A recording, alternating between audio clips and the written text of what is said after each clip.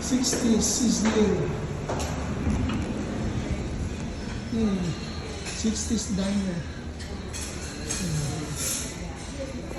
So we have here, ano nga pala ito? Here comes the sun. So this is Here Comes the Sun salad. This is ano to? Burger, whatever. Oh, I forgot. Mukhang masarap, no? And this one, teriyaki chicken. Burger steak. Sinatra. So burger, Sinatra steak. That's. This one is good. It's rich. The dressing is rich. It's heavy. It's mataas sa calories, I think. There's a kick when you taste the Parmesan cheese. Parmesan, no? Wait na, American ano pala tayo. Parmesan, no? It's delicacy. But yung kick niya, nag-ano ng alat sa buong ano. Kasi the dressing is sweet because of this Thousand Island, matamis siya. But may effect yung ano, exploding yung effect ng Parmesan, no? Parang ganun. Exploding. Okay?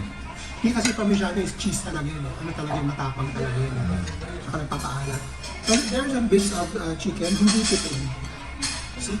This costs about 250 pesos but it's good for 2 persons. So it's sulit. Sulit siya. Agree? Agree. Sulit, kasi nakakain. And for this one, it's well done. This is okay. And the gravy is just fine. But I think this is basic. I love sauce, so this will help with the taste. Tomato and spicy hot sauce. So it's gonna be a good. Oh shit! Tatapon na. Ang tama. Pasensya na. Kalat po. Okay, sorry. And this one is good because there is onions and chocolate texture ng ano, ng mushroom. Good.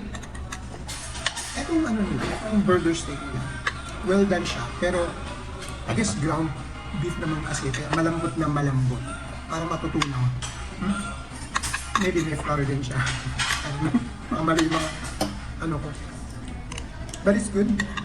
Tomato is okay. Tasty as well. Bagay.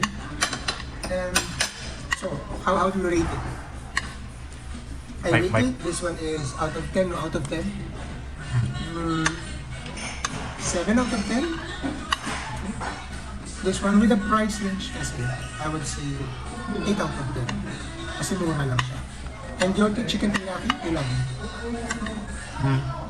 10. Oh, Gusto ko siya. ang lahat na. Okay, maybe next time I'll taste that. Okay? So pwede, recommended. Okay, so after almost finishing, half of it I consumed already. So, my rating is still the same. This is 8 out of 10 for a price range, sulit. This one is still 7 out of 10 for me. But, if I am a student, I would rate this 10. So, I highly recommend this to a student. Nakakabusog, sulit. Ang dami ng servings. Okay? Medyo maselan lang talaga ako pagdating sa mistake. Kasi syempre, ang dami natin natikman. So, nagbabago yung as-up of. But as a student, this is really highly recommended. This one, I rated this 7 because madami yung sauce, madami yung dressing. But for the student, I rated 9. So again, I highly recommend this for the student, but it's heavy, nakakabusog din yan. It's good for 2, even 3. Especially kung pang side nyo. Pero kung dalawa kayo, nakakabusog yan. Marami siyang dressing, sulit siya. Hindi tinipid. Ang dami ng bits of chicken. So meron ka ng protein, meron ka ng carbohydrates, and of course may fibers na pa. So healthy, nakakabusog, sulit. So I highly recommend it also for students, lalo naman hindi mahilig sa mga gulay-gulay. This is very tasty. Okay, so for prof, same. For student, highly recommended 9, 8, 10. 10 for students. Shut up. So by the way, you should eat this with knife and fork. We use this for rice in the Philippines. But in Germany, European countries, you use this with knife and fork. So you do it like this, focus, choop. You do it like that, you do it like that. Sometimes you can do it like this, and then that's how you eat it. And then for salad, also the same. Knife and fork. Pag punta kayong Germany, ay naku, medyo kailangan tingin-tingin muna kayo. Hindi ko pa nangunguya. And this one, you put something like that. Maybe even add some sauce. Yan.